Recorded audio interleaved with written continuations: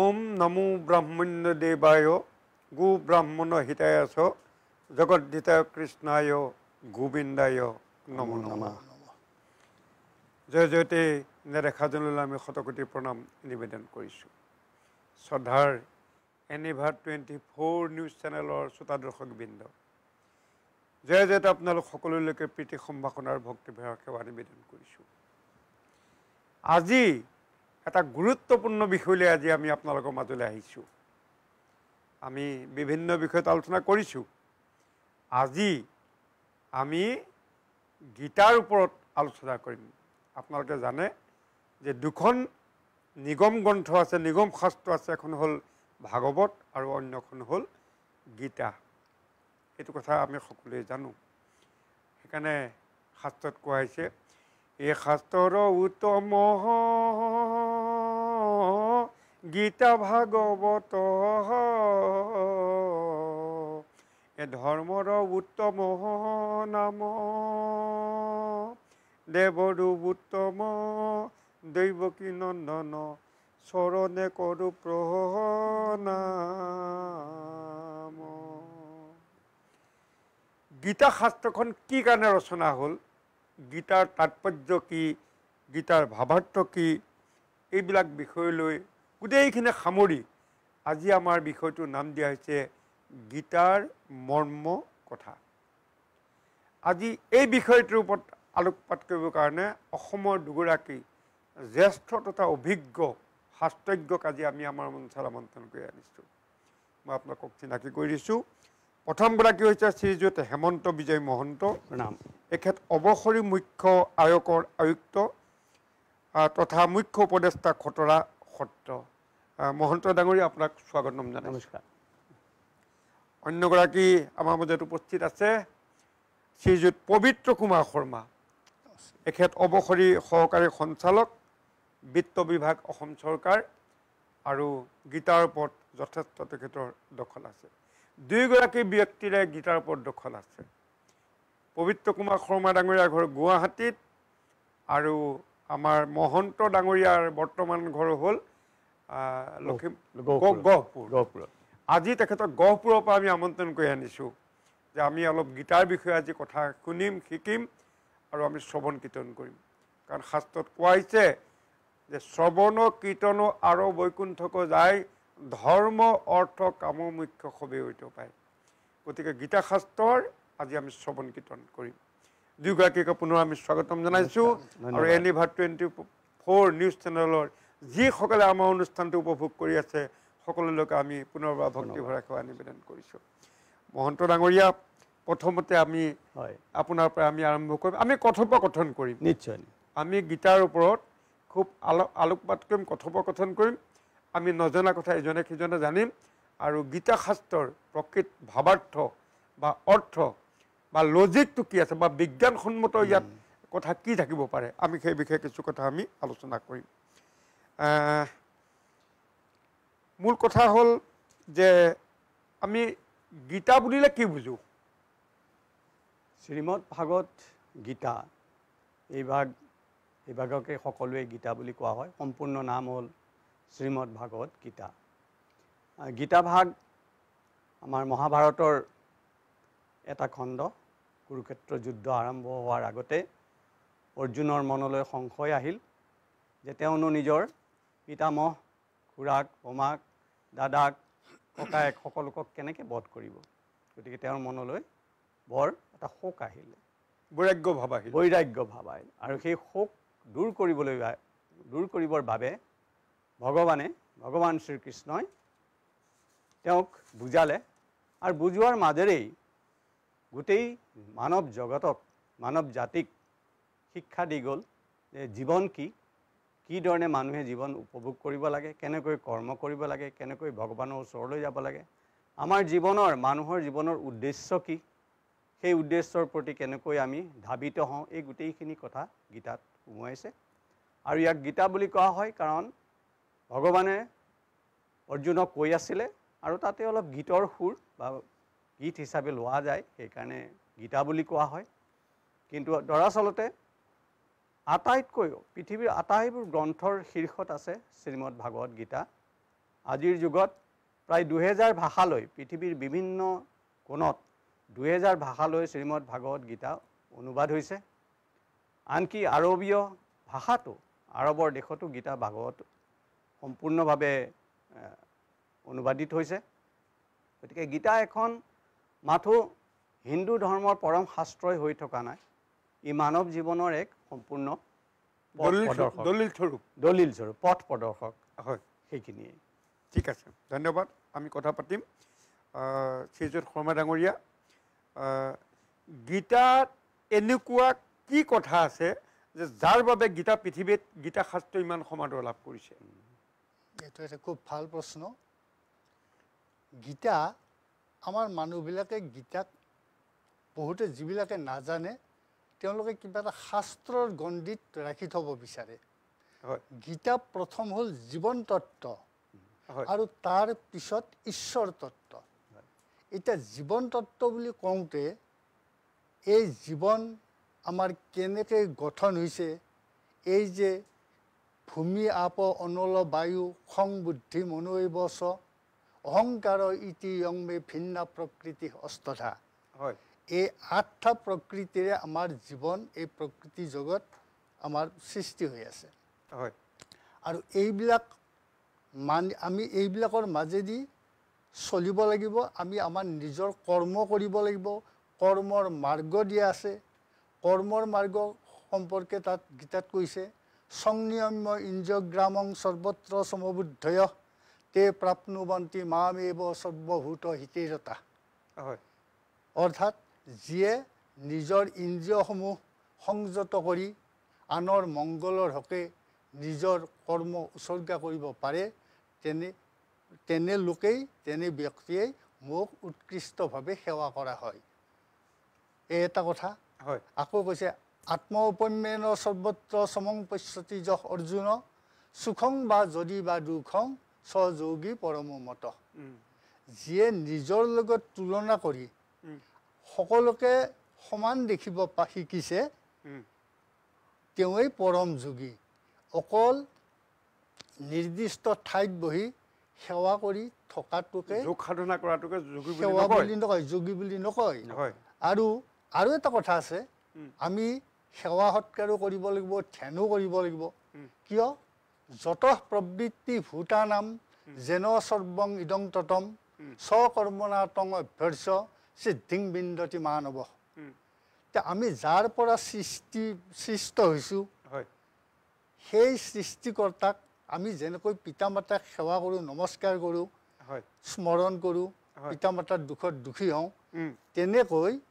আমাৰো পৰম সৃষ্টিকৰ্তা ঈশ্বৰৰ প্ৰতি আমাৰ কৃতজ্ঞ ভাৱ অন্তৰত থাকিব লাগে। আৰু সেই কৃতজ্ঞতাটো থকা দৰকাৰ, সেইবিলাককো বাদ দিব কোৱা নাই। গতিকে ভগৱানৰ সেৱা কৰাৰ বহুত পন্থা আছে আৰু প্ৰয়োজন হ'লে বিস্তৃতভাৱে ক'ব পৰা যাব। গতিকে এতিয়া মূল কথা হ'ল সেইটো। আৰু এই ইহজগতৰ কৰ্মৰ যোগেদি এই যে ঈশ্বৰ বা পৰম প্ৰাপ্তি, সেই পৰম প্ৰাপ্তিলৈকে আমি যাব পাৰোঁ ইহজগতৰ কৰ্মৰ যোগেদি। আচ্ছা, আমাৰ মহন্ত ডাঙৰীয়া, আপুনিও কৈছে আৰু আমিও জানো যে এতিয়ালৈকে বিশ্বত প্ৰায় 2000 ভাষালৈ গীতা শাস্ত্ৰ অনুবাদ কৰা হৈছে। ভাৰতৰ বাহিৰৰ যিসকল পণ্ডিত, এই পণ্ডিতসকলে গীতা শাস্ত্ৰৰ ওপৰত কেনেধৰণৰ মন্তব্য কৰিছে আপুনি জানেনে? মন্তব্য বিভিন্ন ধৰণৰ মন্তব্য আহিছে। বহুত নেতিবাচক মন্তব্য আছে নেকি? নাই, নেতিবাচক একেবাৰে নাই, মই আজিলৈকে পোৱা নাই। সকলোৱে আচলতে বাহিৰৰ জগতখন, আমাৰ ভাৰতবৰ্ষখন আধ্যাত্মিকতাৰ ওপৰত প্ৰতিষ্ঠিত। আমি দৰ্শন, আধ্যাত্মিকতাবাদ এইবোৰৰ ওপৰত বিশ্বাস কৰোঁ। আৰু বাহিৰৰ জগতখন, বিশেষকৈ ৱেষ্টাৰ্ণ ৱৰ্ল্ড, যিখন পশ্চিমীয়া জগত আছে, তেওঁলোকে কৰ্মৰ ওপৰত বেছি তেওঁলোকৰ আস্থা আছে, কৰ্মৰ ওপৰত বেছি তেখেতসকলে চায়। সেইকাৰণে তেওঁলোকৰ বাবে যেনেকৈ ইউনিভাৰ্ছখন তেখেতসকলে আৱিষ্কাৰ কৰিলে, ইউনিভাৰ্ছৰ বিষয়ে তেখেতসকলে জানে, কিন্তু আমাৰ ভাৰতবৰ্ষত বিভিন্ন শাস্ত্ৰই আমাক বিভিন্ন ভূমণ্ডল আৰু আমাক কসমছৰ বিষয়ে কয়। এতিয়া বাহিৰৰ যিসকল অভিজ্ঞ, তেওঁলোকৰ বাবে গীতা শাস্ত্ৰখন এইকাৰণেই আকৰ্ষণীয়, কাৰণ ইয়াত কৰ্মৰ সুন্দৰ ব্যাখ্যা আৰু কৰ্ম কৰাৰ ৰাস্তা দিছে দিছে আৰু যে সাধাৰণতে আমাৰ কথিত আছে যে যেতিয়া জৱাহৰলাল নেহৰু প্ৰাইম মিনিষ্টাৰ হ'ল তেওঁ সৰ্বপল্লী ৰাধাকৃষ্ণ সভাপতি এই প্ৰেচিডেণ্ট আছিল তেওঁ গধূলি গধূলি গৈ গীটাৰ শুনে তাৰমানে যিসকল কৰ্মত সোমাই আছে ৰজাসকল সেইসকলৰ কাৰণে গীতাখন অতি উপযোগী হয় কাৰণ গীতাৰ মাজেৰে কৰ্ম কৰিবলৈ শিকা যায় কৰ্মৰ যিটো আমি সকলোৱে জানো মূল মন্ত্ৰ যিও কৰ্মণ্যেৱাধিকাৰস্তে মা ফলেষু কদাচন মা কৰ্মফলৰ হেতু তে সংগস্ত কৰ্মণ্য ইয়াত 4টা বিষয় আছে আমি কেতিয়াবা আজি গীতাৰ আলোচনা নকৰোঁ শ্লোকৰ ব্যাখ্যা আমি নকৰোঁ কিন্তু গীতাৰ মূল তত্ত্বখিনি আনিবলৈ জানিবলৈ যাম এতিয়া সেইখিনি তেওঁ দ্বিতীয় অধ্যায়ৰ আমি পাওঁ কিন্তু আমাৰ কৰ্ম কি প্ৰশ্নটো আহি যায় কৰ্মনো কি আমাৰ সকলোৱে জানে কৰ্ম কি কৰোঁ সেই কৰ্মৰ বিষয়ে আকৌ ভগৱানে পিছত আমাক 16 নম্বৰ অধ্যায়ত কৈছে যে তস্মাৎ শাস্ত্ৰ প্ৰমাণ তে কাৰ্য অকাৰ্য ব্যৱস্থিত শাস্ত্ৰ আৰু প্ৰমাণে যি আমাক কৈছে কাৰ্য আৰু অকাৰ্য সেইটোৱেই কৰ্ম হয় কৰ্ম সো জ্ঞাতা কৰ্ম আৰু বিকৰ্মৰ কথা গীতাত কোৱা হৈছে আছে সেইখিনি আছেই সেইটো কৈছে যে কৰ্মণ্যহি বুদ্ধম্বম বুদ্ধবম স বিকৰ্মণ অকৰ্মণ্যস্য বুদ্ধবম গহনা কৰ্ম গতি অৰ্থাৎ কৰ্ম আৰু বিকৰ্ম আৰু তাতোতকৈ সমস্যা অকৰ্মটো বুজাটো বেছি টান ভাগৱতত বোধহয় সেই বস্তুটোৱে লিখিছে নেকি যাক বেদে বিহি আছে তাকে বোলে কৰ্ম ঠিকে ঠিকে সেইটো ভাগৱতত বোধহয় এনেধৰণৰ শাস্ত্ৰত সেইটোৱেই হয় তো শাস্ত্ৰ প্ৰমাণ জ্ঞাতা শাস্ত্ৰ প্ৰমাণ তে কৰ্ম কৰ্তম ইহ অৰ্হসি গতিকে ভগৱানে ক্লিয়াৰলি কৈছে যে শাস্ত্ৰ আৰু প্ৰমাণৰ যি কৈছে সেয়াই আমাৰ কৰ্ম এটা শাস্ত্ৰ কি এইটো প্ৰশ্ন আহি যায় 14 শাস্ত্ৰ বুলি যে কৈ দিয়ে সেয়া 14 শাস্ত্ৰ নহয় শাস্ত্ৰ আচলতে আমাৰ সেই 18 পুৰাণ বেদ কেইখন শ্ৰীমদ ভাগৱত গীতা উপনিষদ 108 এইখিনিতে আমাৰ শাস্ত্ৰৰ সীমাবদ্ধ থাকে কিন্তু উপপুৰাণবিলাক ইয়াৰ পিছত নাহে নাহে 18 পুৰাণৰ পিছত আৰু নাহে বাকীখিনি 4 বেদ 14 শাস্ত্ৰত নাহে 14 শাস্ত্ৰত আকৌ ন্যায় এইবিলাক এইবোৰ আহিব নাহে আমি সেই 18 পুৰাণতে আমি সীমাবদ্ধ থাকোঁ 108খন উপনিষদৰ 8খন মূল 8 উপনিষদ মূল আৰু গীতাখন শ্ৰীমদ ভাগৱত গীতাখন সেইখন উপনিষদতো পৰে গীতাতো পৰে মানে বেদতো পৰে পঞ্চম বেদ বুলিও কয় এই শাস্ত্ৰত যিখিনি কৈছে সেইখিনিহে কৰ্ম তাৰ বাহিৰখিনি কৰ্ম নহয় বিকৰ্ম মই মাজতে এটা কথা কৈছোঁ গীতাখন মানে হ'ল কি উপনিষদৰ সম্ৰাট কিন্তু পঞ্চম বেদ বুলি যিটো কয় সেইটো মহাভাৰতক কয় এইটো মানে গীতা হ'ল আপোনাৰ যিটো আমাৰ বেদ আৰু যিখিনি উপনিষদ আছে গোটেইখিনিৰ সাৰবস্তু হ'ল গীতাখন নহয় এতিয়া পঞ্চম বেদ বুলি মহাভাৰতক বুলি কোৱা নাই নহয় তেনেকুৱা মই পঞ্চম বেদ বুলি এইকাৰণে ক'লো যে তাৰ লেভেলত আছে মানে সেইটো স্তৰত আছে এনেই গীতাৰ যিটো মাহাত্ম্য আছে তাত কৈছে সৰ্ব উপনিষদ গাব দুগ্ধা গোপালানন্দন পাৰ্থ বৎস সুধীৰ ভুক্তা দুগ্ধাং গীতা অমৃতম মহৎ তাৰমানে গীতা হ'ল সাধুসকলৰ কাৰণে সুধীৰ ভুক্তা সাধুসকলৰ কাৰণে অসাধুসকলে গীতা বুজি নাপায় নোৱাৰিব সকলো উপনিষদ গাই হয় আৰু দুগ্ধা গোপালানন্দন গোপাল নন্দন শ্ৰীকৃষ্ণই তাক গাখীৰ খীৰালে পাৰ্থ গৰু পোৱালি তেওঁ গৰু পোৱালিটোৰ কাৰণে আমি গাখীৰটো খাবলৈ পালোঁ বাকী সাধুসকলে গীতাৰ অমৃত আমি আহৰণ কৰোঁ গতিকে গীতাখন সম্পূৰ্ণ শাস্ত্ৰ আনি এনেই গীতাটো আচলতে গীতাৰ বস্তুটো দুটা প্ৰথম কথাটো তাক নিজে পঢ়িব লাগিব কোনোবাই ক'লে ইমান বুজি নাপায় পঢ়িব লাগিব পঢ়ি বুজিব লাগিব আলোচনা কৰিব লাগিব আৰু আটাইতকৈ ডাঙৰ কথা নিজৰ জীৱনত ব্যৱহাৰ কৰিব লাগিব যেতিয়ালৈকে নিজৰ জীৱনত গীতাৰ জ্ঞান ব্যৱহাৰ নহয় আমি গীতাৰ আনন্দটো নাপাওঁ গীতা তেতিয়া এখন মাত্ৰ পুথি হৈ থাকে কিন্তু গীতাখন যে জীৱনৰ এটা প্ৰতিটো পদক্ষেপত ব্যৱহাৰ কৰা টুল যেনেকৈ দেউতাই আমাক বা মায়ে আমাক কৈ দিলে যে এইটো কাম নকৰিবি চিগাৰেট খাব নাপায় এতিয়া আমিতো চিগাৰেট খাই সেইটো প্ৰমাণ কৰিম নে দেউতাৰ কথাটো মানি চিগাৰেট নাখাম সেইটোৱে কথাটো গতিকে গীতা বস্তুটো হ'ল যে ইয়াত আমি যিমান ব্যৱহাৰ কৰিম নিজে গম পাম আৰু সেই হিচাপে আনন্দ উপভোগ কৰিব পৰা যায় আৰু সেইকাৰণে এই কৰ্মৰ যিটো ইয়াত সংজ্ঞা কৰ্মৰ যিটো ব্যৱস্থা পৃথিৱীৰ কোনো গ্ৰন্থত ইমান সূক্ষ্মভাৱে সৎভাৱে সৰলভাৱে দিব পৰা নাই বিশ্লেষণ কৰিব পৰা নাই আৰু সেইবাবেই পৃথিৱীৰ বিভিন্ন ঠাইত ইয়াৰ বৰ আদৰ আছে ধন্যবাদ শৰ্মা ডাঙৰীয়া গীতাত 18টা অধ্যায় আৰু 700 শ্লোক আছে হয় নহয় জানো হয় আচ্ছা এই 18 অধ্যায় আৰু 700 শ্লোকৰ ভিতৰত মই শ্লোকৰ কথা নকওঁ 18টা অধ্যায়ৰ ভিতৰত কোনটো অধ্যায় চবতকৈ গুৰুত্বপূৰ্ণ বুলি ভবা যায় গুৰুত্বপূৰ্ণ এই প্ৰশ্নটো সুধিলে জ্ঞান যুগৰ ওপৰত বেছি গুৰুত্ব দিয়া আছে আৰু তাত কিছুমানে কৰ্মযুগৰো কথা কয় কাৰণ জ্ঞান লাভ কৰি কৰ্ম যুগত প্ৰবৃত্ত হ'ব লাগে হয় কিন্তু আপুনি যদি সোধে গোটেই গীতাখনে আচলতে প্ৰেক্টিকেলি জ্ঞানৰ যুগ হয় কৰ্মৰ পন্থা কেনেকুৱা হোৱা উচিত কি সন্ন্যাস আচ্ছা গীতা মানে আমি জ্ঞান বুলি ক'ব পাৰোঁ নেকি জ্ঞান গীতা জ্ঞানেই ক'বলৈ টান সেইটো ক'বলৈ টান আচ্ছা জ্ঞান সেইটো ক'বলৈ টান ঠিক আছে কওক এতিয়া গীতাত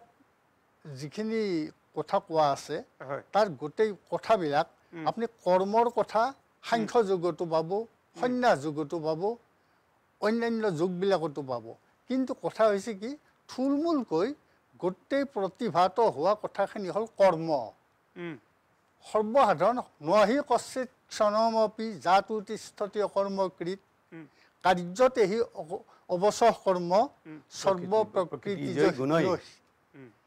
গতিকে কোনেও কৰ্ম নকৰাকৈ এই বিশ্ব ব্ৰহ্মাণ্ডত থাকিব নোৱাৰে আনকি যিবিলাক জীৱ জন্তু আছে ইতৰ জীৱ জন্তু বিশেষকৈ আমাৰ উদ্ভিদক কোৱা হয় যে তেওঁলোকৰ সেইবিলাকৰ সংজ্ঞাটো বহুত কম কিন্তু তথাপি তাৰো বৃদ্ধি আছে সিও লৰচৰ কৰে বতাহৰ সহায়ত হওক যিয়ে নহওক যেনেকৈ মানুহ এজনে পেং লৈও খোজকাঢ়ে ঠিক গছৰ পাতবিলাক বতাহত হ'লেও লৰে আৰু গছৰ বৃদ্ধি আছে তাৰ মানে কিবা কিবি কৰ্ম শিপাৰ দ্বাৰা পানী শুহি লয় সাৰ শুহি লয় এই জীৱ মাত্ৰে কৰ্ম বিমুখ হ'ব নোৱাৰে কৰ্মক আশ্ৰয় কৰি জীৱ জীয়াই থাকে আৰু মানুহ হ'ল এটা উৎকৃষ্ট জীৱ অন্যান্য জীৱ জন্তুৰ কৰ্মৰ বিশিষ্ট কিছুমান গতানুগতিক ধৰণ আছে সিহঁতে জীৱ হত্যা কৰিও জীৱন যাপন কৰে কিন্তু আমাৰ মানুহে জ্ঞান লাভ কৰি কিনো জীৱ কি জীৱৰ প্ৰতি সমাদৰ আমাৰ লাগে নে নালাগে আমি সহমৰ্মিতা প্ৰকাশ কৰিব লাগে নে নালাগে এই মহৎ চিন্তাবিলাক মানুহে কৰিব পাৰে সেইকাৰণে আমি পাৰা পৰ্যন্ত আমি জীৱ হত্যা নকৰোঁ কিন্তু একো জীৱ হত্যা নকৰাকৈ পৃথিৱীত চলাব টান উদ্ভিদৰো প্ৰাণ আছে জীৱন আছে সিহঁতৰ অনুভূতি কিমান তীব্ৰ সেইটো বেলেগ কথা কিন্তু প্ৰাণ আছে কিন্তু আমি উদ্ভিদক ভক্ষণ কৰি বা ফল মূল ভক্ষণ কৰি জীয়াই আছো গতিকে কথা হৈছে কি এই পৃথিৱীখনক যে পাপ ক্ষেত্ৰ বুলি কোৱা হয় ভগৱানে এনেকুৱা সৃষ্টি চাওকচোন বাঘে হৰিণ নাখালে থাকিব নোৱাৰে হৰিণক বধ নকৰিলে আমি গোটেই বাদ দিলেও উদ্ভিদক ভক্ষণ নকৰাকৈ থাকিব নোৱাৰোঁ গোটেই চেইন চিষ্টেমটোই তেনেকুৱা তাৰ মাজতে আমি চলিব লাগিব আমি কাক হত্যা কৰিম কাক হত্যা নকৰিম আমাৰ চিন্তা চৰ্চা এইবিলাকক লৈ সদায় অগ্ৰগতিত চলিয়ে আছে গতিকে কৰ্মযুগটো বহু ক্ষেত্ৰত উৎকৃষ্ট বুলি কোৱা হয় এইকাৰণে কৰ্মৰ জৰিয়তে মানুহ চলি আছে তো সকলো জ্ঞান লাভ কৰাত কিবা হওক কিবা নহওক কিন্তু আল্টিমেটলি কৰ্মক নিৰ্ভৰ কৰি পৃথিৱীখন চলি আছে মানুহ চলি আছে কিন্তু আমি আচলতে গীতা শ্ৰীমদ ভাগৱত গীতাখন সম্পূৰ্ণ জ্ঞানৰ পৃথিৱীত যিমান জ্ঞান আছে আটাইবোৰ জ্ঞানৰ সমাহাৰ শ্ৰীমদ ভাগৱত গীতা আছে গতিকে আমি আটাইবোৰ দিশ আলোচনা কৰিবলৈ গ'লে আমাৰ দৰ্শকসকলো কনফিউজ হৈ যাব কনফিউজ হয়েই গীতাত সদায় কনফিউজ হয় মানুহ গতিকে আমি আমাৰ আলোচনা অতি আমি সূক্ষ্মভাৱে টু দ্য পইণ্ট আমি ৰাখিবলৈ যত্ন কৰিম আপোনাৰ প্ৰশ্নটো আপুনি কৈছিলে যে কোনকেইটা অধ্যায় শ্ৰেষ্ঠ বুলি বিবেচিত হ'ব লাগে কৰিব পাৰি এটা অধ্যায় সমান কিন্তু প্ৰথম অধ্যায়টো আপোনালোকে চাব লাগিব দ্বিতীয় অধ্যায়ত ভগৱানে আটাইখিনি পাতনি দি দিলে আত্মা শৰীৰৰ পাৰ্থক্য দিলে জ্ঞান কি দিলে ভক্তি কি দিলে ৰাজযোগ কি দিলে গোটেইখিনি আৰম্ভণিখিনি দ্বিতীয় অধ্যায়ত দি দিলে কৰ্ম কি গোটেইখিনি বুজায় কৰ্মণ্য বা অধিকাৰ আছে সেই দ্বিতীয় অধ্যায় নিয়তং কৰ্ম কুৰুতাং সেইখিনি আছে কিন্তু নৱম অধ্যায় হ'ল জ্ঞানৰ তুংগ তাত আছে আপোনাৰ যেনেকৈ ৰাজবিদ্যা ৰাজগুজ পবিত্ৰ ইদম উত্তমম প্ৰত্যক্ষগামং ধৰ্মম সুসুখম কৰ্তম অভ্যুয়ম গোটেইকেইটা শব্দ আছে যে এই ৰাজবিদ্যা এই আটাইতকৈ গুজ্যতৰ বিদ্যা এয়াই আমাৰ পবিত্ৰ উত্তমম আৰু প্ৰত্যক্ষগামক শব্দটো বৰ টান তাৰ মানে গীতাৰ যি জ্ঞান সি নিজে নিজে আহে কোনেও বাহিৰৰ পৰা দিয়া বস্তু নহয় উপলব্ধি বুলি এটা কথা আছে নহয় ইনটিউশ্যন মানুহৰ মন যেতিয়া পবিত্ৰ হয় একদম সৰু ল'ৰা ছোৱালীৰ নিচিনা শুদ্ধ হয় তেতিয়া মানুহৰ মনত ইনটিউশ্যন হয় উপলব্ধি হয় আৰু গীতাৰ জ্ঞানটো উপলব্ধিৰ বস্তু কোনো জটিল মানুহে যুক্তিৰ মাজেৰে গীতাক বিচাৰি নাপায় যেনেকৈ যদি আমি ভগৱান শ্ৰীকৃষ্ণক একমাত্ৰ পৰম দেৱ বুলি মানি ল'ব লাগিব আত্মা শৰীৰৰ পাৰ্থক্য আমি মানি ল'ব লাগিব আমি যদি প্ৰশ্ন কৰোঁ আত্মাটো কি হ'ল তেতিয়া আৰু আমি তাৰ শেষ নাই আৰু তৃতীয়টো গুৰুত্বপূৰ্ণ অধ্যায় হৈ গ'ল গতিকে দ্বিতীয় অধ্যায় নৱম অধ্যায় আৰু লাষ্টত হ'লে অষ্টাদশ সামৰণি এইখনক আমি প্ৰেছক্ৰিপশ্যন বুলি কওঁ ডাক্তৰে যেনেকৈ প্ৰথমতে দ্বিতীয় অধ্যায় প্ৰথম অধ্যায় ডায়েগনচিছ কৰিলে যে অৰ্জুনৰ এইটো বেমাৰ আছে শোক আছে মোহ আছে দুখ আছে কিবা এইখিনি বেমাৰ আছে তাৰপিছত তেওঁ গোটেইখিনি পৰীক্ষা নিৰীক্ষা কৰিলে আৰু শেষত গৈ তেওঁ প্ৰেছক্ৰিপশ্যন দিলে অষ্টাদশ অধ্যায়ত সৰ্বধৰ্মন পৰিত্যাজ্য মাম একম শৰণং ব্ৰজ অহং তাং সৰ্ব পাপস্য মোক্ষয়ামি মা শুচ গতিকে তেওঁ গোটেইখিনি শেষত কৈ দিলে গতিকে এই তিনিটা অধ্যায় আমাৰ কাৰণে একেবাৰে হৃদয়ংগম কৰা বহুত প্ৰয়োজন কিন্তু কোনোটো অধ্যায় এৰি দিব নোৱাৰি তথাপি আপুনি সোধাৰ কাৰণে আমি তেনেকৈ আমি ক'বলৈ বিচাৰিছোঁ মানে বিশেষ অধ্যায় কোনটো বুলি ক'লে সেই তিনিটা ক'ব পাৰি আৰু বুজিছোঁ ঠিক আছে এতিয়া কথাটো হ'ল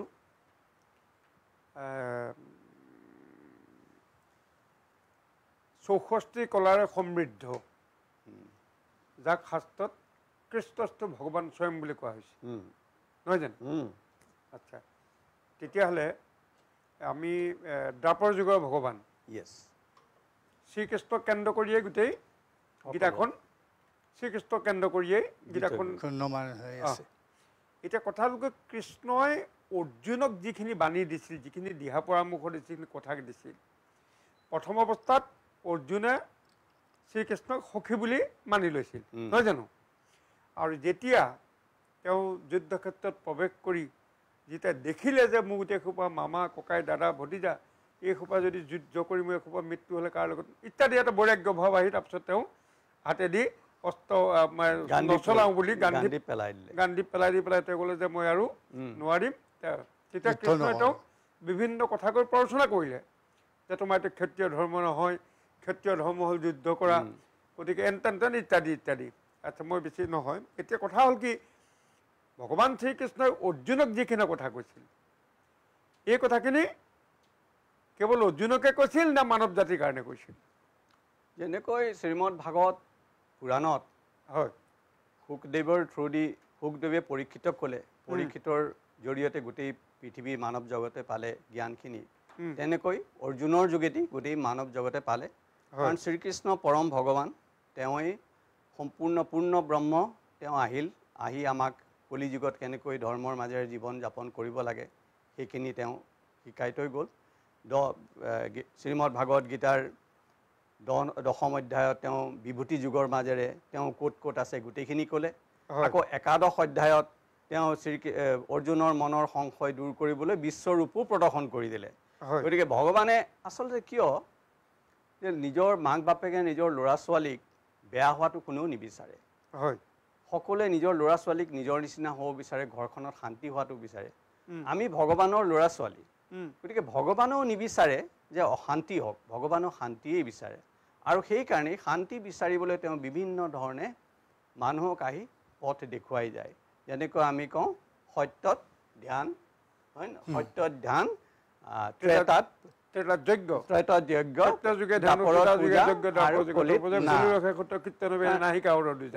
গতিকে মানুহৰ কলিকালত মানুহৰ জীৱন অতি চুটি ধৈৰ্য কম বুজিবলৈ শক্তিও নাই গতিকে ভগৱানে দেখিলে মোৰ ল'ৰা ছোৱালীবিলাক ঘৰলৈ কেনেকৈ আহিব সেইকাৰণে তেওঁ একেবাৰে ছুটি যে ভগৱানৰ নামটো লোৱা তোমালোকৰ ধ্যান কৰাটো তোমাৰ নাই 15 মিনিট তুমি চকু মুদি বহি থাকিব নোৱাৰা তোমালোকে শ বছৰ কি ধ্যান কৰিবা তোমালোকে পূজা পাতল কৰিব নাজানা সংস্কৃতৰ শটো নাজানা পূজা মন্ত্ৰ নাজানা গতিকে নোৱাৰা গতিকে তোমালোকে নাম লোৱা নাম লৈ আহা বুলি ভগৱানে আহি অৰ্জুনৰ মাজেৰে গোটেই পৃথিৱীক এই নাম ধৰ্ম ভক্তি ধৰ্ম বুজি গ'ল আপুনি এটা প্ৰশ্ন কৰিছিল জ্ঞান নে ভক্তি হয় এইটো বৰ সাংঘাতিক প্ৰশ্ন এইটো প্ৰশ্ন ভাবিবলগীয়া বিষয় কিন্তু ভগৱানে সপ্তম অধ্যায়ত কৈছে চতুৰ্বিধা ভজন্তে মাং জনা সুকৃতি অৰ্জুন আৰ্ত জিজ্ঞাসু অৰ্থাৎ জিজ্ঞাসু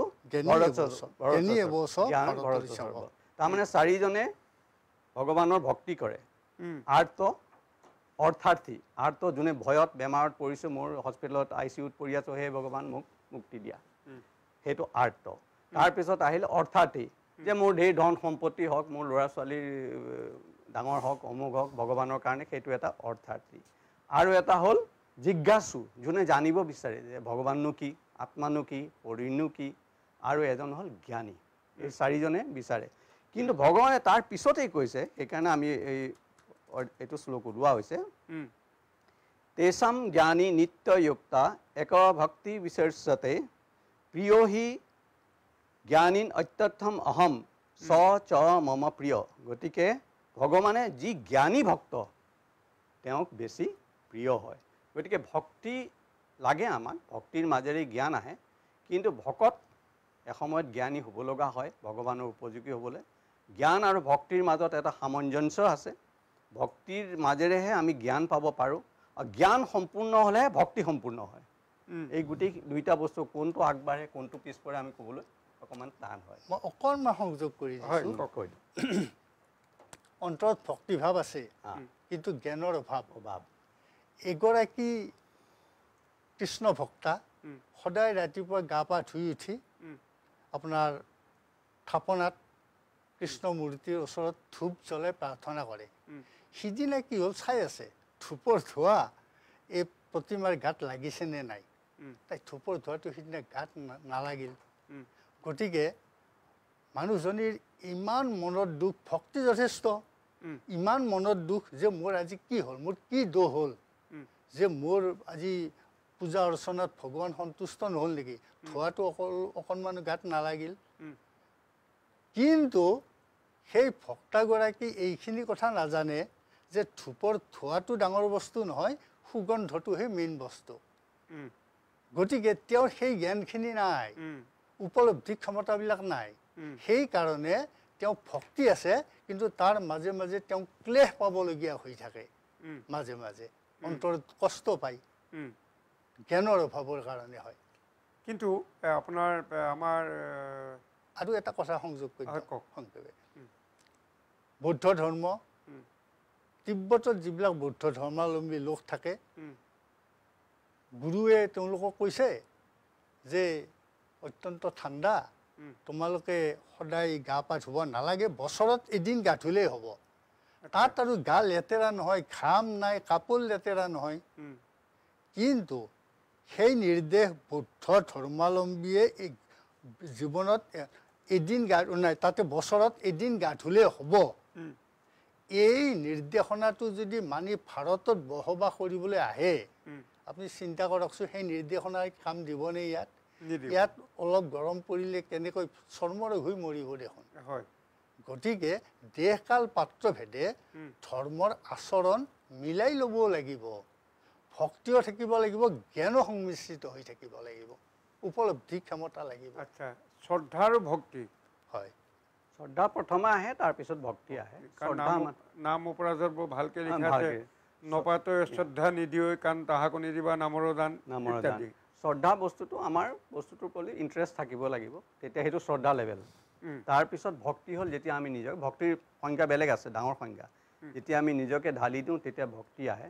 জ্ঞানৰ ক্ষেত্ৰত এটা জ্ঞান বস্তুটো সম্পূৰ্ণ সহজো টানো এতিয়া এটা সাধাৰণ উদাহৰণ দিওঁ যেতিয়া ঘৰৰ কোনোবা এজন ঢুকায় যেনিবা পিতৃ ঢুকাল পৰি আছে তেওঁ একেই শৰীৰটো পৰি আছে সকলোৱে কান্দে চিঞৰি চিঞৰি অ' দেউতা আমাক এৰি থৈ কলৈ গুচি গ'লা এতিয়া শৰীৰটো নাক চকু মুখ হাত ভৰি চব তাতেই আছে কোন গুচি গ'ল চাওক সেই সময়তে আহে আত্মা আৰু শৰীৰৰ পাৰ্থক্যটো তাৰমানে আত্মাই আঁতৰি গ'ল শৰীৰটো পৰি আছে কিন্তু সেই বস্তুটোকেই মানুহজনৰ মৃতদেহৰ শৰীৰৰ পৰা আঁতৰি অহাৰ লগে লগে আমি পাহৰি যাওঁ আমি আকৌ নিজৰ শৰীৰত ব্যস্ত হৈ যাওঁ আমি যে আত্মা আমাৰ ভিতৰত যে এটা আত্মা আছে আমি শৰীৰ নহয় সেইটো এটা ডাঙৰ জ্ঞান কিন্তু সেই জ্ঞানটোকে আহিবলৈ আমাৰ গোটেই জীৱনটো গুচি যায় আমি শৰীৰক লৈ ব্যস্ত থাকোঁ আত্মাৰ বিষয়ে আমি কেতিয়াও চেষ্টা নকৰোঁ কিন্তু যেতিয়া ঘৰৰ কোনোবা এজন মৰে তেতিয়া আকৌ সেই জ্ঞানটো আহি পৰে গতিকে জ্ঞান বস্তুটো বুজিবলৈ দেখাত একেবাৰে সহজ কিন্তু তাক উপলব্ধি কৰি হৃদয়ত বহাই ল'বলৈ অলপ সময় লাগে হৃদয় পৰিষ্কাৰ লাগে মন ভাল হ'ব লাগিব তেতিয়াহে ধন্যবাদ আমি কথা পাতিম আকৌ আমি খন্তেক বাণিজ্যিক বিৰতি ল'ব লাগিব হয় কৃষ্ণ শ্ৰদ্ধাৰ এনিভাৰ 24 নিউজ চেনেলৰ আমাৰ দৰ্শকবৃন্দ আমি খন্তেক বাণিজ্যিক বিৰতিলৈ আহিছোঁ বাণিজ্যিক বিৰতিৰ পাছত পুনৰ ঘূৰি আহিম আমি পবিত্ৰ মজিয়ালৈ কৃষ্ণ শৰীৰৰ যিকোনো অসুবিধাৰ সন্মুখীন হৈছে নেকি আপুনি শাৰীৰিক সমস্যাৰ প্ৰতিকাৰ কেৱল আমি দিম অভিজ্ঞ চিকিৎসকে দিব সুপৰামৰ্শ প্ৰতি সপ্তাহত থাকিব বিভিন্ন ৰোগৰ বিশেষজ্ঞ চিকিৎসক চাবলৈ নাপাহৰিব এনিভাৰত 24ৰ বিশেষ অনুষ্ঠান স্বাস্থ্য বিশেষ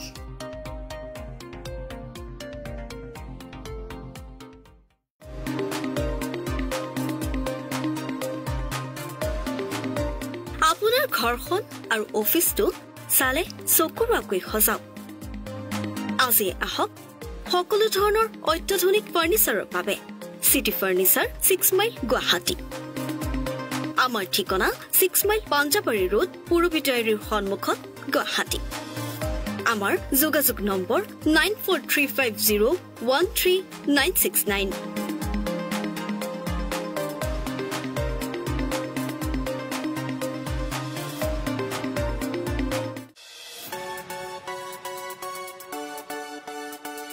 ৰঙাপাৰাবাসীৰ বাবে সুখবৰ আপুনি যদি দুচকীয়া বাহন ক্ৰয় কৰিব বিচাৰিছে তেন্তে এতিয়াৰ পৰা আৰু চিন্তাৰ কোনো প্ৰয়োজন নাই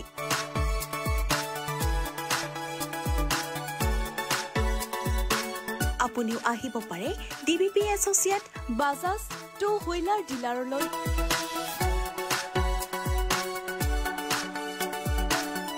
আমাৰ ঠিকনা হৈছে ৱাৰ্ড নং 8 ঠাকুৰবাৰী ৰোড ডাকঘৰ ৰঙাপাৰা জিলা শোণিতপুৰ অসম আমাৰ যোগাযোগ নম্বৰ হৈছে 9435707133 আৰু 9707967285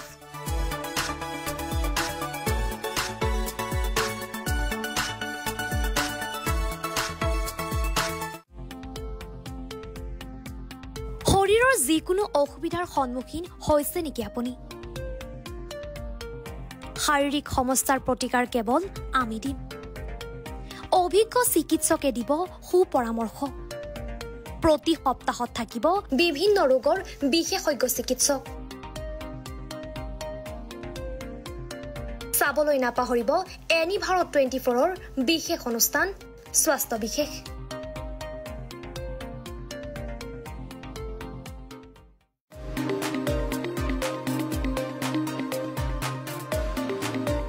আপোনাৰ ঘৰখন আৰু অফিচটো চালে চকুৰুৱাকৈ সজাওক আজি আহক সকলো ধৰণৰ অত্যাধুনিক ফাৰ্নিচাৰৰ বাবে সিটি ফাৰ্নিচাৰ 6 মাইল গুৱাহাটী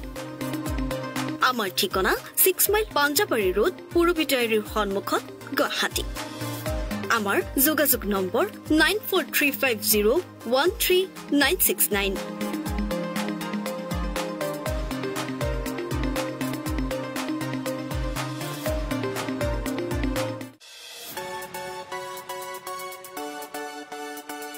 ৰঙাপাৰাবাসীৰ বাবে সুখবৰ আপুনি যদি দুচকীয়া বাহন ক্ৰয় কৰিব বিচাৰিছে তেন্তে এতিয়াৰ পৰা আৰু চিন্তাৰ কোনো প্ৰয়োজন নাই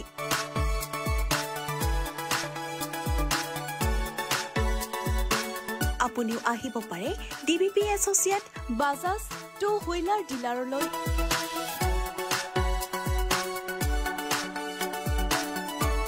ঠিকনা হৈছে ৱাৰ্ড নং ৮ ঠাকুৰবাৰী ৰোড ডাকঘৰ ৰঙাপাৰা জিলা শোণিতপুৰ অসম আমাৰ যোগাযোগ নম্বৰ হৈছে 9435707133 আৰু 9707967285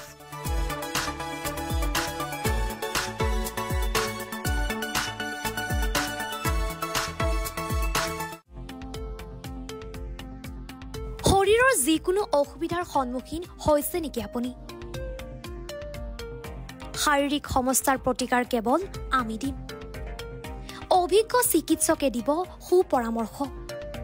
প্ৰতি সপ্তাহত থাকিব বিভিন্ন ৰোগৰ বিশেষজ্ঞ চিকিৎসক চাবলৈ নাপাহৰিব এনি ভাৰত 24ৰ বিশেষ অনুষ্ঠান স্বাস্থ্য বিশেষ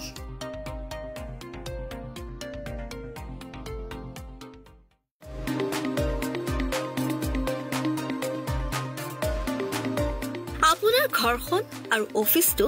চালে চকুৰুৱাকৈ সজাওক আজি আহক সকলো ধৰণৰ অত্যাধুনিক ফাৰ্নিচাৰৰ বাবে সিটি ফাৰ্নিচাৰ 6 মাইল গুৱাহাটী আমাৰ ঠিকনা 6 মাইল পাঞ্জাবাৰী ৰোড পুৰবিটাৰীৰ সন্মুখত গুৱাহাটী আমাৰ যোগাযোগ নম্বৰ 9435013969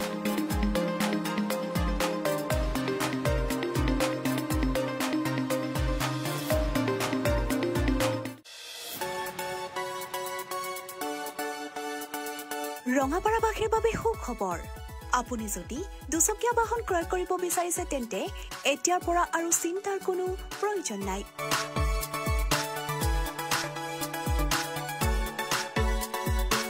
আপুনিও আহিব পাৰে DBP associate Bajaj two wheeler ডিলাৰলৈ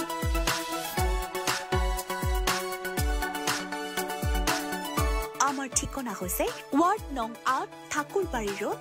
ডাকঘৰ ৰঙাপাৰা জিলা শোণিতপুৰ অসম আমাৰ যোগাযোগ নম্বৰ হৈছে 9435707133 আৰু 9707967285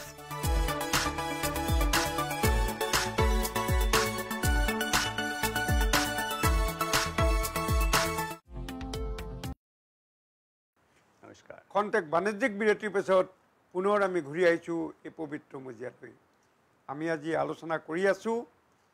গীতাৰ মৰ্ম কথা যিগৰাকী বিশিষ্ট পণ্ডিত আছে সেইসকলৰ মুখেদি আপোনালোকে নিশ্চয় গীতাৰ সাৰমৰ্ম বা গীতাৰ মহাত্মাৰ ওপৰত আংশিকভাৱে হ'লেও আপোনালোকে কিছু অনুভৱ কৰিব পাৰিছে বা হৃদয়ংগম কৰিব পাৰিছে মহন্ত ডাঙৰীয়া হয় কৌৰৱে হওক বা পাণ্ডৱে হওক এইসকল আমাৰ চব গুণীজ্ঞানী ব্যক্তি আছে হয় আচ্ছা কিন্তু জানে শুনা সকলো গুণীজ্ঞানী ব্যক্তি থকা মাজত কুৰুক্ষেত্ৰ মহাসময় যিখনে গোটেই সৰ্বশান্ত কৰি পেলাইছে যাৰ কাৰণে মহাভাৰত ৰচিত হ'ব লগা হ'ল কি কাৰণে এইখন তাৰ লজিক কি আছিলে কি কাৰণে এইটো হ'ব লগা হ'ল যুদ্ধখন আমাৰ সকলো জানি বুজিও আমি ভুল কৰোঁ তিনিটা গুণৰ কাৰণে সত ৰজ তম এই তিনিটা গুণৰ প্ৰভাৱতেই কৰ্মবিলাক হয় যাৰ সাত্বিক গুণ বেছি আছে তেওঁ আধ্যাত্মিক দিশত ভগৱানৰ দিশত যাব যাৰ ৰাজসিক গুণ বেছি আছে তেওঁ কৰ্মত বিশ্বাস কৰিব বিভিন্ন ধৰণৰ আৰু যাৰ তামসিক আছে তেওঁ ধৰি লওক এলাহ কৰি শুই থাকিব যে তিনিদিনীয়া পুৰণা বস্তু খাব লেতেৰা পোচাক পিন্ধিব এনেকুৱা ধৰণৰ আছে কৰ্ম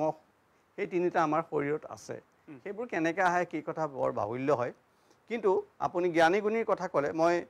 যুধিষ্ঠিৰৰ বিষয়ে ক'ব বিচাৰিছোঁ যুধিষ্ঠিৰৰ নিচিনা ধাৰ্মিক কোনো নাই যেতিয়া পাশা খেল হ'ল পাশা খেল হওঁতে দুৰ্যোধনে ক'লে যে মোৰ হৈ মামা শকুনিয়ে পাশা খেলিব আৰু তেতিয়া সকলোৱে জানে শকুনি ইমান ঠগ প্ৰবঞ্চকৰ তেওঁ নিশ্চয় পাশাত কিবা গণ্ডগোল কৰিবই খেলি মেলি কৰিবই পাণ্ডৱক হৰুৱাবই তেতিয়া যুধিষ্ঠিৰে ক'ব লাগিছিল যে আমাৰ হৈ পাশা খেলিব শ্ৰীকৃষ্ণই ভগৱান শ্ৰীকৃষ্ণই খেলিব বুলি ক'ব লাগিছিল আপুনি যিটো প্ৰশ্ন কৰিলে এই প্ৰশ্নটো ৰুক্মিণীয়েও কৰিছিলে যেতিয়া মহাভাৰতৰ যুদ্ধৰ পিছত ভগৱান শ্ৰীকৃষ্ণ দ্বাৰকালৈ ঘূৰি গ'ল তেতিয়া ৰুক্মিণীয়ে ক'লে যে তুমিতো পাণ্ডৱৰ লগতেই থাকা পাণ্ডৱেনো এনেকুৱা ভুল কেনেকৈ কৰিলে যে দ্ৰৌপদীৰ বস্ত্ৰহৰণ হ'ব লগা হ'ল পিছত দুশাসনৰ বক্ষ হেৰি কৰিব লগা হ'ল কৌৰৱৰ ধ্বংস হ'ল কেনেকৈ হ'ল ইমানখিনি তেতিয়া তেওঁ কৈছিলে যে সেই সময়ত যদি যুধিষ্ঠিৰে ক'লে হয় যে মোৰ হৈ শ্ৰীকৃষ্ণই পাশা খেলিব তেতিয়াতো 100 নালাগে 1000 শকুনি আহিলেও নোৱাৰিলেহেঁতেন কিন্তু যুধিষ্ঠিৰে নক'লে কিয় নক'লে কাৰণ মোহ দুৰ্যোধন তেওঁৰ ভাইৰ মৰমত দুৰ্যোধন তেওঁৰ ভাই নহয় জানো ভাইৰ মৰমত তেওঁ সেই কথাটো নক'লে গতিকে আমি সকলো কাম জানি বুজিও জ্ঞানীসকলে জানি বুজিও আমি কাম যেতিয়া কাম ক্ৰোধ লোভ মোহ এইকেইটাৰ বলত পৰি আমি কিছুমান ভুল কৰোঁ সদায় ভুল হৈয়ে থাকে আৰু ভুল শুদ্ধ বুলি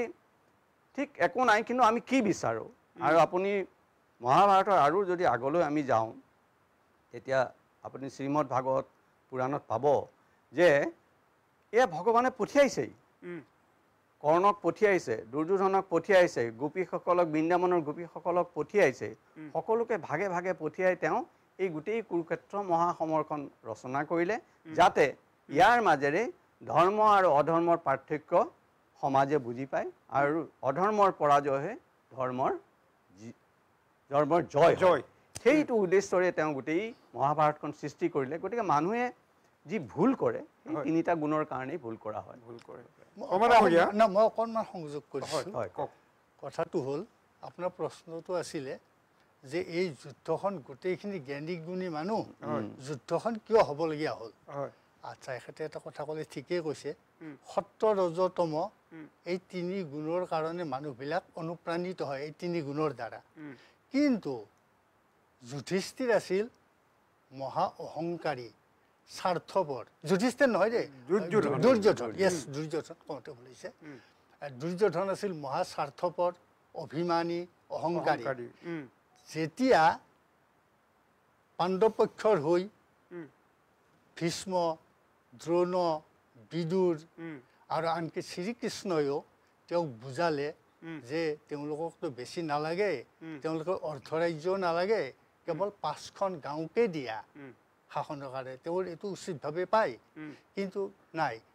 এওঁলোকৰ সৰলতাক এই দুৰ্যোধনে দুৰ্বলতা জ্ঞান কৰিলে দুৰ্বলতা জ্ঞান কৰি আৰু ভাবিলে যে মোৰ পক্ষত পিতামহ ভীষ্ম আছে দ্ৰোণ আছে আৰু ইফালে মহাৰথী কৰ্ণ আছে গতিকে মোৰ কি চিন্তা মই যুদ্ধত এনেও জিকিম নাই এটা বেজীয়ে যিখিনি মাটি গ্ৰাস কৰিব পাৰে সেই বেজীৰ আগৰ সমান মাটিও মই বিনা যুদ্ধে এৰি নিদিওঁ অহংকাৰে সৰ্বনাশৰ মূল গতিকে এই অহংকাৰৰ কাৰণে দুৰ্যোধন কৌৰৱ আৰু পাণ্ডৱৰ যুদ্ধখন হ'ল আৰু অধৰ্মৰ পক্ষ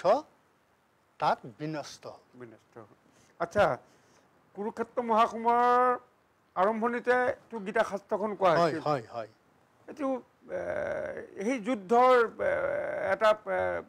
দামানা চলি আছে এই কাজিয়া লগে লগে এই হুলস্থুল হওঁ বোধহয় শংকৰধ্বনি তেতিয়ালৈকে হোৱা নাই বোধহয় নহয় জানো এই গীতাখন ক'বলৈ সেই সময়ত বহুত সময় লগা নাছিল নেকি বৰ ধুনীয়া প্ৰশ্ন কৰিছে আপুনি কাৰণ এইটো প্ৰশ্নৰ আৰু আগলৈ কি আছে বহুতে কয় যে গীতাখন পিছত লিখি পেলাই ভীষ্ম পৰ্বত সুমুৱাই দিছে বুলি কয় বহুতে ক'ব বিচাৰে কিন্তু যিসকলে গীতাৰ আপুনি ভাষা চাব গীতাৰ ভাষা অন্য লিখা সংস্কৃত ভাষাতকৈ সুকীয়া যিসকল সংস্কৃত পণ্ডিত আছে তেখেতসকলে জানিব যে গীতাৰ ভাষা সংস্কৃত যদিও সেয়া দুজন মানুহৰ কথোপকথন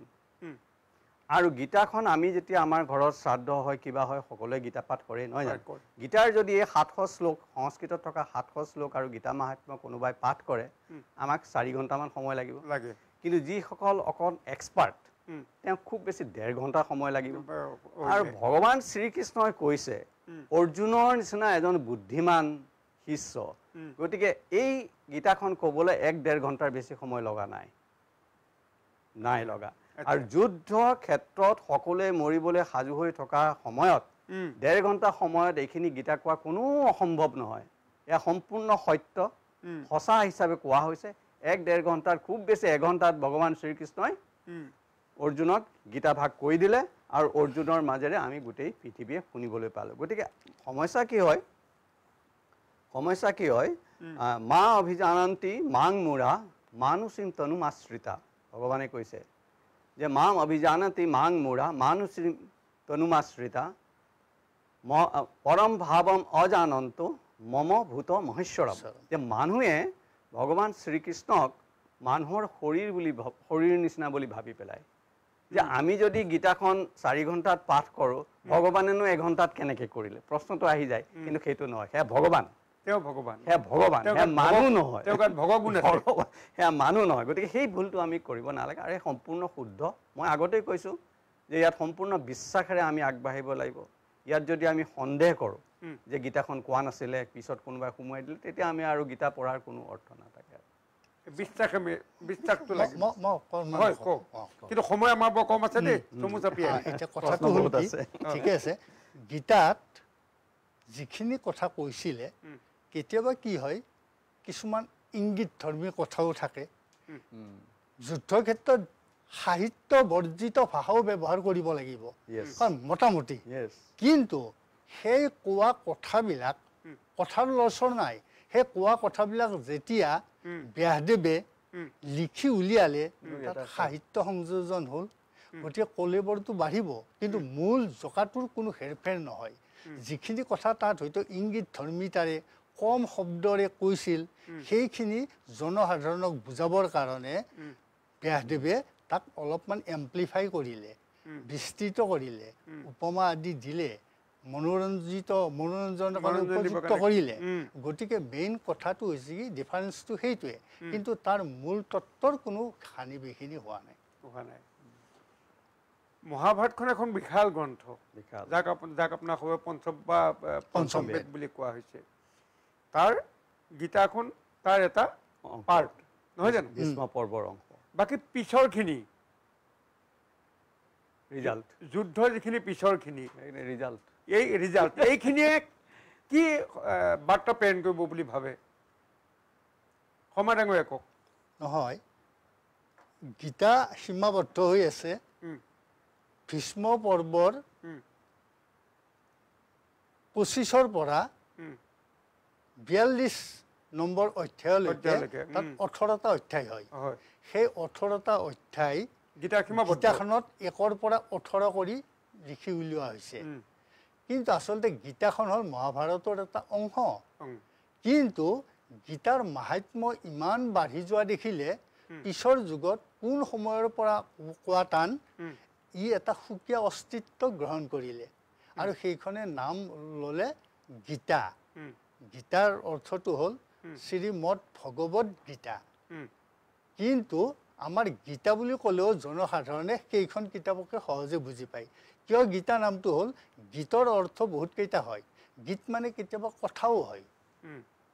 ভগৱানৰ মুখৰ কথা গীত আৰু দ্বিতীয় কথা হ'ল এই যিখন গীতাত যিবিলাক বৰ্ণনা কৰিলে এই বৰ্ণনা কৰা কথাবিলাক ইমান গীতিধৰ্মী অন্য নালাগে ৰামানন্দ সাগৰৰ যিখন ৰামায়ণ ওলাইছিলে তাতে যদা যদা হি ধৰ্মস্য গ্লানিৰ্ভৱতু ভাৰত সেইটো বুজিছো নহয় মহাভাৰতত কৈছিলে এইটো গীতাৰ শ্লোক কিন্তু এইটো কিমান গুৰু গম্ভীৰ স্বৰত গাইছে হৃদয়ত কম্পনৰ সৃষ্টি হয় তেতিয়াহ'লে তাৰ আগলৈকে বেলেগৰ কথা ক'ব নোৱাৰোঁ মই ভাবিবই পৰা নাছিলোঁ এনেকৈনো ইয়াক শ্ৰুতি মধুৰ কৰি গাব পাৰিনে গতিকে সেইকাৰণে ইয়াৰ গীতি ধৰ্মিতাটো আছে কাৰণে ইয়াৰ নাম গীতাও হৈছে মই যি বুজিলোঁ আপুনি আমাক জনাবলৈ কৈছে যে ভগৱানে অৰ্জুনক গীতাৰ বচনখিনি দিলে তাৰপিছত যিখিনি মাৰ্কাট হ'ল সেইখিনি কি হ'ল সেইটোৱে কৈছেতো গীতাটো গোটেই উপদেশখিনি ক'লে তাৰ কিছুখিনি কৰ্মফল ঠিক ভগৱানে এইটো বুজাইছে যে তুমি নিজৰ কৰ্মফলৰ পৰা আঁতৰি যাব নোৱাৰা কৰ্ণই ইমান মহাবীৰ পঞ্চ পাণ্ডৱৰ শ্ৰেষ্ঠ বীৰ তেওঁ কিন্তু তেওঁতো নিজৰ কৰ্মফলৰ পৰা হাৰি যাব নোৱাৰিলে গতিকে গীতাৰ কোৱাৰ পিছৰ যিখিনি ঘটনা কৰ্ণ মৰিলে ভীষ্ম মৰিলে দ্ৰোণাচাৰ্য মৰিলে এই গোটেইখিনি ঘটনাই এইটোৱে দেখুৱায় যে আমি নিজৰ কৰ্মফলৰ পৰা আঁতৰি যাব নোৱাৰোঁ আমি ভুগিবই লাগিব যি কৰ্ম কৰিছোঁ তাৰ ফল আমি ভুগিবই লাগিব ভীষ্ম ইমান পাণ্ডিত্যপূৰ্ণ এগৰাকী ব্যক্তি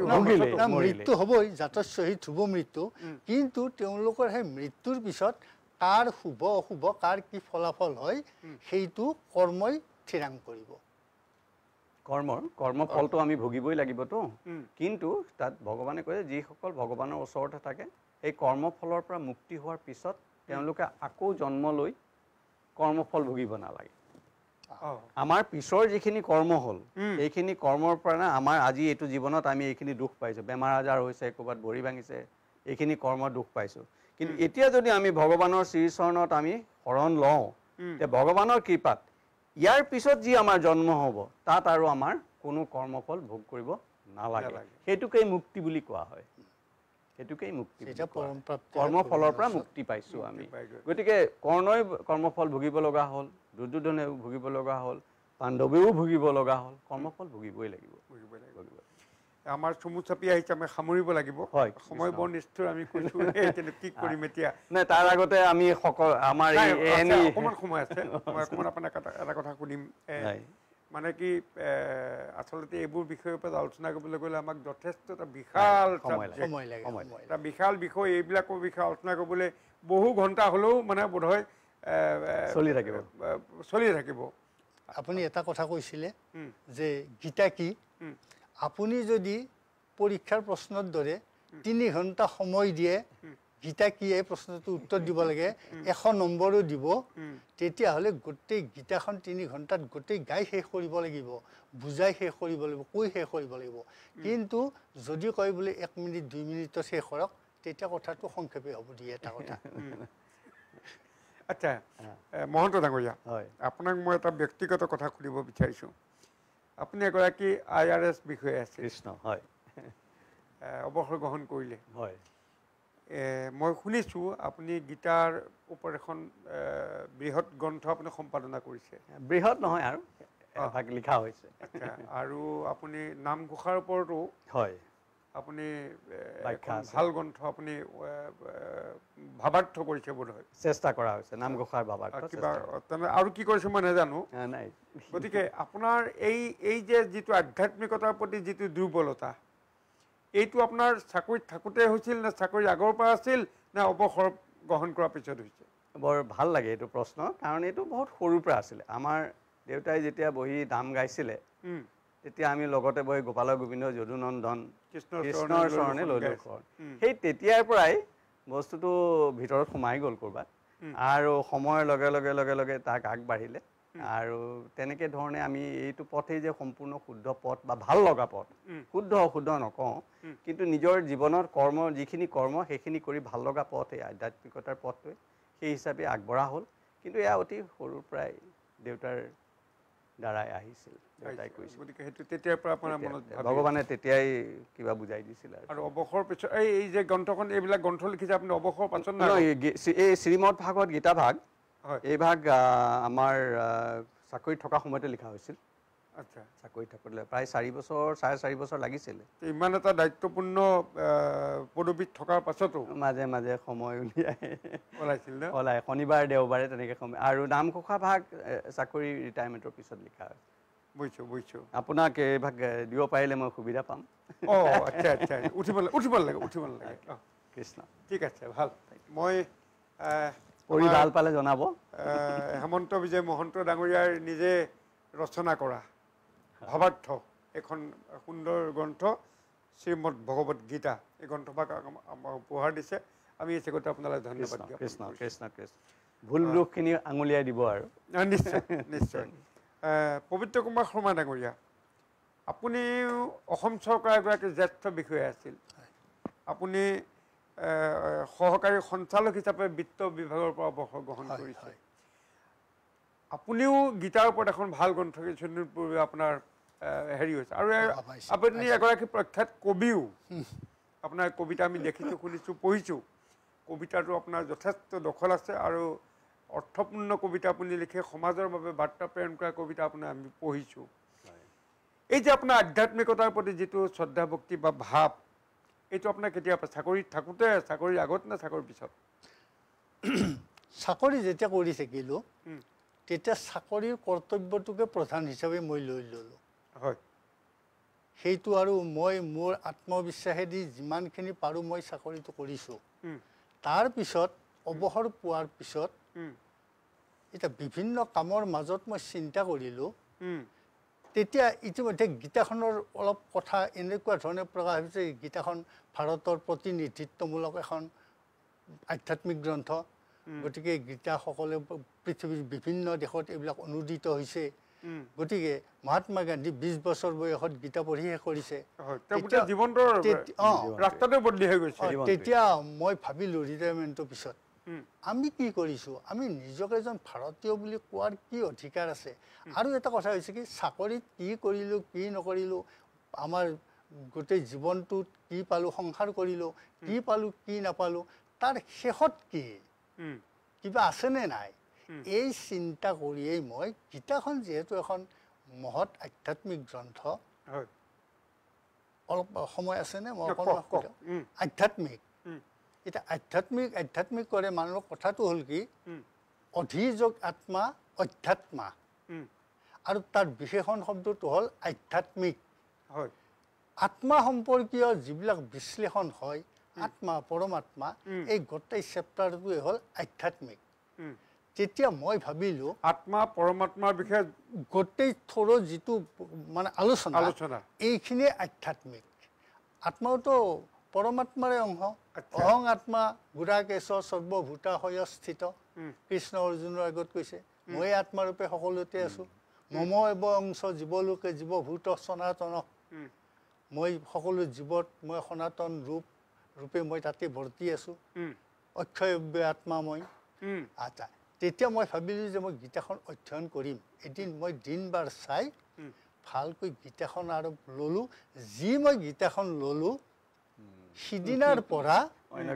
গীতা ভগৱান মানে মোৰ গীতা মোৰ গীতাত এটা প্ৰবন্ধ আছে নৰৰূপী ভগৱান শ্ৰীকৃষ্ণ মই কৃষ্ণক কিছুমান যিবিলাকে ধৰ্ম কৰ্ম বা নৰৰূপীয়ত বিশ্বাস নকৰে তেওঁলোকে বিৰূপ সমালোচনাও কৰিব মই সেইবিলাকলৈকে নাযাওঁ মোৰ এটাই কথা বায়ুমণ্ডলত জলীয় ভাৱ আছে সেই জলীয় ভাৱ কোনেও দেখা নাপায় কিন্তু তাৰ পৰাই বৰষুণ হয় বৰষুণ ৰূপে দৃশ্যমান হয় আৰু জলীয় ভাৱ হৈ থাকিলে অদৃশ্য হ'লে অদৃশ্য গতিকে যিজন নিৰাকাৰ নিৰ্গুণ ব্ৰহ্ম সেইজন সগুণো হ'ব পাৰে কিন্তু কোনে কাক মানি লয় আপুনিও এজন ব্ৰহ্মৰ অংশ আপুনি সগুণ ৰূপত ইয়াত অৱতীৰ্ণ হৈছে আমিও হৈছোঁ কিন্তু আপোনাক ভগৱান বুলি কেইজনে স্বীকৃতি দিয়ে সেইটো বেলেগ কথা কাৰণ আপোনাৰ কৰ্ম দক্ষতা থাকিব লাগিব নহয় কৰ্ম দক্ষতা এইবিলাকৰ ওপৰতে মানুহে আপোনাক মানে সেই মানখিনি দিব সন্মানখিনি প্ৰদান কৰিব মানে সেইবিলাক কথা বাদ কিন্তু মই গীতাখন যেতিয়াৰ পৰা মই হাতত ল'লোঁ মই গীতাক পাহৰিব গ'লেও গীতাই মোক নাপাহৰা হ'ল গীতাই মোক লগ দি থকা হ'ল মই সিদিনাৰ পৰা ভগৱান বুলি ৰাতিপুৱা সাৰ পাই উঠিলে মই গীতাখনহে দেখা পাওঁ প্ৰতিদিনাই নতুন লাগে আপুনি যিমানেই পঢ়ক আজিলৈকে আজি 30 বছৰে কিমানবাৰ পঢ়া হ'ল মানে প্ৰতিদিনাই নতুন লাগে এইটো মানে গীতা পঢ়া মানুহে ক'ব যিবিলাকে উপলব্ধি কৰে সেইটো কথা সদায় নতুনত্ব আহি থকা অন্তৰত ফিলিং আহে মাজৰাতিও আপোনাক এটা ফিলিং আহি যাব মইতো জানা নাছিলোঁ এইটো কথা আজিহে গম পালোঁ কিমান ফিলিং আহিব আৰু সেইকাৰণে গীতাখন মই যিদিনাৰ পৰা ল'লোঁ সিদিনাৰ পৰা গীতাৰ লগত মই একাত্ম হৈছোঁ আৰু মোৰ পাণ্ডিত্য নাই মই গীতাৰ ওপৰত সিমান হয়তো মানুহক পতিয়নীয়াকৈ দখল থকা হিচাপে মই কনভিন্স কৰাব নোৱাৰিব পাৰোঁ কিন্তু গীতাৰ লগত মই যে একাত্ম হৈছোঁ এইটো মই নিজে ভাবি লওঁ গীতা যে আমি পাঠ কৰে আমাৰ সাধাৰণতে আচলতে শব্দই হৈছে ব্ৰহ্ম গীতা ভাগ অসমীয়ালৈ অনুবাদ হৈছে কিন্তু হেৰি আখৰকেইটাহে অসমীয়া বাকী বস্তুটো সংস্কৃত নহয় জানো প্ৰনাউন্সিয়েশ্যন যদি পাৰফেক্ট নহয় তেতিয়ালৈকে বায়ুমণ্ডল প্ৰদূষণ যুক্ত হয় কথাটো সঁচানে সঁচা প্ৰনাউন্সিয়েশ্যন উপযুক্ত নহ'লে সম্পূৰ্ণ শুদ্ধ নহ'লে তাৰ অৰ্থ ওলাই নাহে আৰু গীতা বস্তু যদি বুজি নাপায় ই বিভিন্ন ধৰণৰ অৰ্থ ওলাই যায় কোনোবাই গীতাৰ কথা কয় যিহেতু আমি কয় ন হন্যতে হন্য মানে শৰীৰে ন জায়তে ন মৃয়তে আত্মাৰ মৃত্যু নাই বুলি কৈ যদি কোনোবাই কাৰোবাক মাৰা কৰি দিয়ে সেইটোতো নহ'ব গতিকে সম্পূৰ্ণ অৰ্থটো বুজিব লাগিব আধা অৰ্থ বুজিলে নহ'ব আৰু সেইটো বুজি যেতিয়া সম্পূৰ্ণ শুদ্ধ উচ্চাৰণ হয় আৰু অসমৰ জগদীশ মিশ্ৰদেৱৰ যিখন ভাগৱত আছিলে গীতা ব্যাখ্যা কৰিছে সুন্দৰ অসমীয়া সংস্কৃতত ইমান জটিল শব্দ কোনো নোৱাৰে কৰিব গতিকে তেখেতে হিচাপে দিছে আৰু সেই হিচাপে আমি সকলোৱে চাই আছোঁ আৰু এইখিনিতে যদি অকণমান সময় দি আমি এনি ভাৰত 24ক আমাৰ ফালৰ পৰা ধন্যবাদ জনাইছোঁ এই সুযোগ দিয়াটো আৰু আমাৰ শ্ৰোতাসকলক অনুৰোধ জনাইছোঁ আপোনালোকৰ কিবা অসুবিধা হ'লে আমাক যেতিয়াই ইচ্ছা তেতিয়াই কল কৰি সুধিব পাৰে আমি যি হিচাপে পাৰোঁ আপোনালোকৰ সেৱা আগবঢ়াম এনি ভাৰতক আমি আমাৰ ফালৰ পৰা সম্পূৰ্ণ ধন্যবাদ জনাইছোঁ এক মিনিট সংযোগ কৰিব এই যিটো উচ্চাৰণ সম্পৰ্কীয় কথা এইটো বেদতো কোৱা আছে সম্পূৰ্ণ শুদ্ধ উচ্চাৰণ হ'লেহে হ'ব কাহিনী অকণমান চমুকৈ কৰিছোঁ বৃহস্পতি আছিল ইন্দ্ৰৰ গুৰু বৃহস্পতিক অপমান কৰিলে মই এইবিলাক বহলাই নকওঁ কিবা অপমানিত হ'ল তেওঁ গুচি গ'ল এৰা দিলে তেতিয়া তস্তা মুনিৰ পুত্ৰ এই আপোনাৰ হেৰি আছিলে তাৰ নাম আছিলে নামটো মই অকণমান পাহৰিলোঁ দেই চৰি আচ্ছা যি নহওক তস্তা মুনিৰ পুতেকক তেওঁ গুৰু বৰণ কৰিলে কিন্তু তস্তা মুনিৰ ঘৈণীয়েক আছিল ৰাক্ষস কুলৰ আৰু তস্তা মুনি ব্ৰাহ্মণ কুলৰ গতিকে পুতেকে যিকোনো ক্ষেত্ৰতেই যজ্ঞৰ অংশ ৰাক্ষস কুলকো দিয়ে এইটোতো ইন্দ্ৰই গম পালে গম পাই এদিন আহি তস্তা মুনিৰ পুতেকক মাৰি পেলালে তাৰপিছত এইটো কি হ'ল এটা যজ্ঞ কৰিছিলে তাৰপিছত তস্তা মুনিয়ে যে যজ্ঞত কৈছিলে যে ইন্দ্ৰ শত্ৰু বিনাশতু আচলতে একচেণ্টটো জোৰটো দিব লাগে ইন্দ্ৰ শত্ৰু বিনাশতু ইন্দ্ৰ শত্ৰু বিনাশতু তাৰমানে ইন্দ্ৰ বিনা হৈ যাওক শত্ৰু নহয় কিন্তু ভুলতে উচ্চাৰণ কৰিলে কি ইন্দ্ৰ শত্ৰু বিনাশতু ইন্দ্ৰ শত্ৰু বিনাশতু যে ইন্দ্ৰৰ শত্ৰু কোন পুতেক বা তেওঁ নিজে গতিকে শেষত তেওঁলোকৰে মৃত্যু হ'ল ধন্যবাদ হয় এই অষ্টবক্ৰৰ ইছ্যু তেনেকুৱা এটা কাহিনী আছে এনেকুৱা কথা সময় হ'লে বহুত কথা ক'বলগীয়া থাকে উপায় নাই মাতৃ গৰ্ভত থাকোঁতে বাপেকে ভুলকে বেডমেণ্টৰ উচ্চাৰণ কৰা সদায় শুনি 8টা ভাজ হৈ গৈছে গতিকে এনেকুৱা কাহিনী গতিকে শব্দ ব্ৰহ্ম আমি সদায় মানে শব্দ বাক্য উচ্চাৰণ কৰোঁতে সাৱধান হ'ব লাগে আৰু সত্য শুদ্ধৰ ওপৰত উচ্চাৰণ কৰিব লাগে একেবাৰে শেষত আধা মিনিটত আপুনি অসমৰ নৱপ্ৰজন্মলৈ আপুনি গীতা সম্বন্ধে কি এটা পৰামৰ্শ আগবঢ়াব লাগে আধা মিনিট আমাৰ নৱপ্ৰজন্মক আমি এইটোৱে ক'ব যে আজিৰ যুগত সমস্যাটো হৈছে আমাৰ ইনফৰমেশ্যন ইমান বেছি এটা ইনফৰমেশ্যনৰ যুগ চাৰিওফালৰ পৰা আমাৰ মূৰত ইনফৰমেশ্যনে বম্বাৰ্ড কৰি থাকে তাৰ ভিতৰত কোনটো ভাল কোনটো বেয়া আমাৰ চিন্তা কৰিবলৈ সময় নাই ইটো ভাল সিটো ভাল আমি দৌৰি থাকোঁ গতিকে আজিৰ যুগত শ্ৰীমদ ভাগৱতৰ যি শিক্ষা এই শিক্ষা যদি আমি এবাৰ লৈ লওঁ তেতিয়া এই বিভিন্ন ধৰণৰ যি প্ৰভাৱ আছে বিভিন্ন ইনফৰমেশ্যনৰ যি প্ৰভাৱ আছে সেই প্ৰভাৱটো আমাৰ আঁতৰি যাব কাৰণ আমি বুজি পাম সত্য কি শুদ্ধ কি বুজি পাম এই যে বিভিন্ন ইনফৰমেশ্যন ৰিভলিউশ্যন হৈছে তাক প্ৰতিৰোধ কৰাৰ সেই এটাই উপায় আছে আমি শ্ৰীমদ ভাগৱত গীতাৰ বুজিব লাগিব বহুত কষ্টৰ একো নাই অকণমান আমি মন দিলেই হ'ল বিভিন্ন ধৰণৰ আমি ইয়াত উপায় আছে তাক বুজিবলৈ আৰু বেছি কষ্টও নহয় কেতিয়াবা কষ্ট হ'লে কিবা হ'লে জনাজনক সুধি ল'লে নিশ্চয় ভাল হ'ব বুলি ধন্যবাদ দাদা আপুনি আধা মিনিট সময় নৱপ্ৰজন্মৰ বাবে কি দিহা পৰামৰ্শ আগবঢ়াব মোৰ পৰামৰ্শটো এনেকুৱা যে গীতাত শেষ কথা এইটোৱেই যে আমি কৰ্মৰ জৰিয়তে সৎকৰ্মৰ জৰিয়তে আত্মশুদ্ধিৰ পথেদি আমি পৰম প্ৰাপ্তি হ'ব লাগে পৰমাত্মাৰ লগত সংযোগ স্থাপন হ'ব লাগে আৰু আমাৰ যিসকল জ্ঞানী মানুহ বা যিসকলৰ জ্ঞানস্পৃহা আছে তেওঁলোকে এই ভগৱত গীতা অধ্যয়ন কৰিলে অসমীয়াতেই হওক সংস্কৃতত হওক যেনেকৈ অধ্যয়ন কৰে অধ্যয়ন কৰাৰ পিছত তেওঁলোকৰ মনৰ সেই স্ফুৰণ হ'ব পৰমাত্মাক তেওঁলোকে নিজৰ অন্তৰতে বিচাৰি পাব ধন্যবাদ শ্ৰদ্ধাৰ এনি ভাৰত 24ৰ দৰ্শকবৃন্দ আপোনালোকলৈ আমি শ্ৰদ্ধা জনাইছোঁ আমি এটা আধ্যাত্মিক বিষয়ৰ ওপৰত আলোচনা কৰিলোঁ মোৰ ফালৰ পৰা আমাৰ আজি মঞ্চৰ ফালৰ পৰা অসমৰ নৱপ্ৰজন্মলৈ বিশেষকৈ যিসকলে আজি আমাৰ অনুষ্ঠান উপভোগ কৰি আছে সদৌতিলৈকে আমি বিনম্ৰ অনুৰোধ জনাইছোঁ যে ড্ৰাগছ নিচাযুক্ত দ্ৰব্যই গোটেই সমাজখন ছানি পেলাইছে আশা কৰোঁ সেইবিলাক আঁতৰত থৈ শ্ৰীমদ ভাগৱতৰ নিচিনা বা শ্ৰীমদ ভগৱত গীতাৰ নিচিনা শাস্ত্ৰ অধ্যয়ন কৰি নিজৰ মনলৈ স্থিৰতা আনি এখন সুন্দৰ সংসাৰ আমি চলাব পাৰোঁ, দেশক উপহাৰ দিব পাৰোঁ আৰু দেশৰ এগৰাকী সুযোগ্য সন্তান হিচাপে আমি নাগৰিক হিচাপে পুনৰ আপোনালোক সকলোকে আপোনালোক দুইজনক ধন্যবাদ যাচিছোঁ। আমাৰ শ্ৰোতা দৰ্শকবৃন্দক পুনৰবাৰ সেৱা জনাই আজিলৈ এই পবিত্ৰ অনুষ্ঠানৰ পৰা আমি বিদায় মাগিছোঁ। ধন্যবাদ, নমস্কাৰ। ধন্যবাদ।